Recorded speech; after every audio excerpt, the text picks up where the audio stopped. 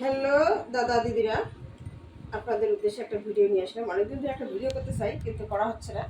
তো অনেক দিদিরা দেখবেন যে শাড়ি পরার পর এদিকে মনে করেন যে সেফটি পিন ভালো করে না লাগার কারণে এদিকে মনে করেন যে পেট বাইর হয়, মনে করেন যে।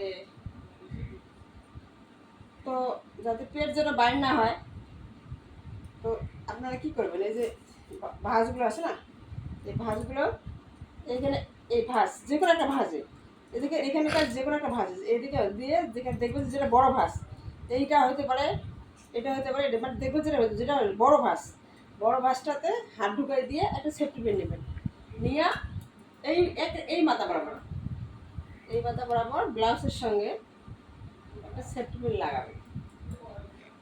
সেফটি পিন লাগাবেন, তো লাগার পর দেখেন এখন এই যে আমি হাত উঠেছি, কিছু দেখা যাচ্ছে, কিছু দেখা যাচ্ছে না, কিন্তু বুঝছেন। তো আমি যখন বাইরে যাই, আমি বিশেষ মানে এই ভিডিওটা করার মূল উদ্দেশ্য হচ্ছে, আমি যখন ধর্মীয় অনুষ্ঠানগুলোতে যাই, মানে কোথাও যাই, গেলেই দেখবেন যে মানে কেমন একটা বিব্রতকর অবস্থায় পড়তে হয়, আমার খুব খুব খারাপ লাগে। তো অনেক আমি বেশ কয়েকজনকে অবশ্য বলছি যে দিদি আসনটা একটু টেনে দেন, অমুক করে দেন, তমুক করে দেন, কিন্তু যখন এইভাবে একটা সেফটি পিন লাগাবেন, যখন এইভাবে একটা সেফটি পিন লাগাবেন, তখন কিন্তু আপনি যেভাবে যাবেন, যে রকমই করবেন, আপনার কোনো শরীরের কোনো অঙ্গ দেখা যাবে না। তো এটা দাদা দিদি সবার জন্য ভিডিওটা। যখন দাদারা দেখবেন, আপনার বাসার বউকে আমার ভিডিওটা দেখাবেন যে একটা সেফটি পিন যেন তারা এইভাবে এদিকে লাগায়, এদিকে লাগাবে যখন, তখন আর মনে করেন যে এটা যদি এদিকেও যায়, তা কিচ্ছু দেখা যাবে না, মানে পেট পিট কিচ্ছু দেখা যাবে না। তাই আপনারা ভিডিওটা একটু ভালো করে লক্ষ্য করবেন, দেখবেন। আমি অনেকদিন ধরে ভিডিওটা করতে চাচ্ছি, আমি যেখানে যাই, যেমন মনে করেন আমাদের হিন্দু মহিলারা একটু পর্দা ভালো মতো করি না, তারপরে যতটুকু শাড়ি শাড়ি পরতে গেলে শাড়িতে নাড়ি, তো যখন শাড়ি আমরা পরি, শাড়িটা যেন একটু সুন্দরভাবে পরি, শাড়ির যেন পেট পিট বাইর না হয়, পেটটা বাইর না হয়। তো দেখবেন, এই দেখেন আমি যে শাড়ি পরছি, কিচ্ছু দেখা যাচ্ছে, কিচ্ছু কিন্তু দেখা যাচ্ছে না। তো দেখবেন, তো ভিডিওটা দেখে যদি এতটুকু সামান্য পরিমাণ উপকার পান, তো সবাই একটু ভিডিওটা দেখার পর শেয়ার করবেন, যেন আর একজন কেউ দেখে উপকৃত হয়।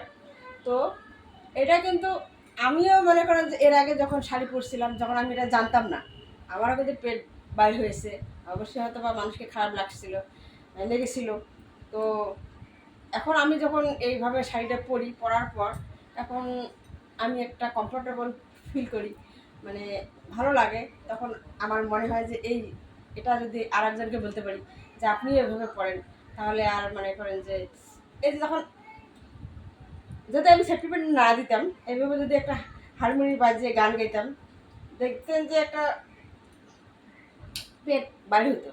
তো এখন যদি আমি হারমোনি বলেন, যাই বলেন, উপর হাত উপর করি, মিস করি, কোনো কিছু কিন্তু আমার শরীরে দেখা যাবে না। তাই আপনারা শাড়ি পরার পর এখানে একটা সেফটি পিন লাগাবেন।